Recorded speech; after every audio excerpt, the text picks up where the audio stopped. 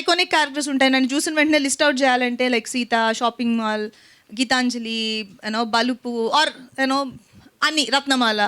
So నేను expect చేసింది పుష్ప నుంచి నాకు ఒక మంచి పేరు తీసుకురావాలి అనేదే నేను పుష్ప నుంచి ఎక్స్పెక్ట్ చేసింది. అండ్ అది మేము ఎలా అనుకున్నామో అలా రీచ్ అయిపోవాలి అనేది. అండ్ థ్యాంక్ గాడ్ అలాగే రీచ్ అయింది. కానీ ఇప్పుడు నాకు పుష్ప వన్ ఆఫ్ ద క్యారెక్టర్స్లో ఇప్పుడు మీరు నెక్స్ట్ ఫర్దర్గా చెప్తున్నప్పుడు రత్నమాల తర్వాత పుష్ప చెప్పాల్సి వస్తుంది. సో ఇది నేను బయట 4-5 దగ్గర విన్నాను నేను, ఆ క్యారెక్టర్స్లో వన్ ఆఫ్ ద క్యారెక్టర్స్ అయిపోతుంది అని. That made me feel very happy. Anjali garu, Pushpa అంటే తగ్గేదేలే కదా, సో మీ పుష్ప అంటే మీకేం ట్యాగ్ లైన్ ఇవ్వాలి? అంజలి గారు ఏమోనండి, నాకు ఇవ్వలేదు ట్యాగ్ లైన్ ఏమి.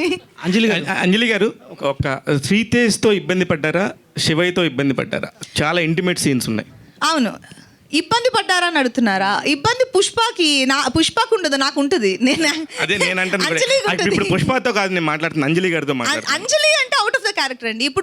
ఇప్పుడు నేను ఆ సీన్ చేస్తున్నప్పుడు నేను రవీంద్ర విజయ్తో చేసిన, శ్రీతేజ్తో చేసిన, అంజలికి ఎప్పుడు ఎందుకంటే ఒక 100 మంది జనం మధ్యలో కనీసం 20 మంది సెట్లో ఉంటారు అలాంటి సీన్స్ చేస్తున్నప్పుడు. అది ఖచ్చితంగా ఏ యాక్టర్ కన్నా, ఫీమేల్ యాక్టర్ కన్నా, మేల్ యాక్టర్ కన్నా ఇబ్బంది. ఈవెన్ రవీంద్ర విజయ్ గారికి కూడా ఇబ్బందిగానే ఉండింది. కానీ ఏంటంటే ఇబ్బంది పడ్డారా మీరు? ఇబ్బంది ఉందా సార్? ఇలాంటి సీన్స్ చేయడం అందరికీ చాలా ఇబ్బంది. అది చూడటానికి it might be titillating, but it has to be handled sensitively. And ఇప్పుడు కన్సెంట్ అని ఒకటి ఉంటుంది.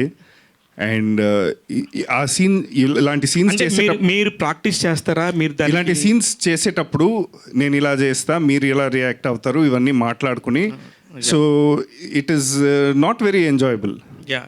అంజలి garu, you done such a terrific performance అండి.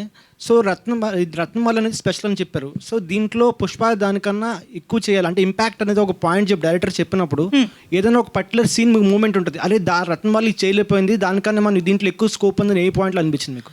లేదు, నేను రెండింటికి అసలు కంపేరే చేయట్లేదు, ఎందుకంటే 2 డిఫరెంట్ సబ్జెక్ట్స్ అవి. ఇప్పుడు బహిష్కరణ పుష్పకి, రత్నమాలకి సంబంధం లేదు. సో నేను ఎందుకు దాన్ని మెన్షన్ చేశానంటే అది నాకు వన్ ఆఫ్ ద బెస్ట్ క్యారెక్టర్స్గా నిలిచిపోయింది అనేది ఆల్రెడీ అందరూ మాట్లాడిన విషయం. సో దాని వెనకాల ఇది లైన్లో నుంచి ఉంటుంది. It's like it will also add up to my list అనేది చెప్పడానికి చెప్పాను. అంటే ఇప్పుడు సిమిలర్ క్యారెక్టర్స్ అయిపోతాయి కదండి, స్టీరియోటైప్ అయిపోతుంది. ఆల్రెడీ చెప్పారు ఇటువంటి క్యారెక్టర్ చేస్తే మళ్ళీ నెక్స్ట్ మూవీస్ కూడా అటువంటివి వస్తాయి. సో అట్లాంటివి మీరు చేయడానికి యాక్సెప్ట్ చేస్తారా ఇటువంటి క్యారెక్టర్ మళ్ళీ నెక్స్ట్ టైం వచ్చినప్పుడు?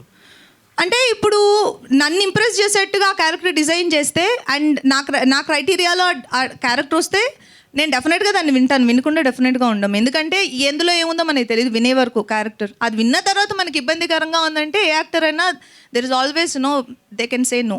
సో అంటే ఇప్పుడు అంజలి గారి దగ్గర నుంచి మనం గంగూబాయ్ లాంటి క్యారెక్టర్ ఎక్స్పెక్ట్ చేయొచ్చా అప్కమింగ్ మూవీస్లో? రాస్తే డెఫినెట్గా చేద్దామండి.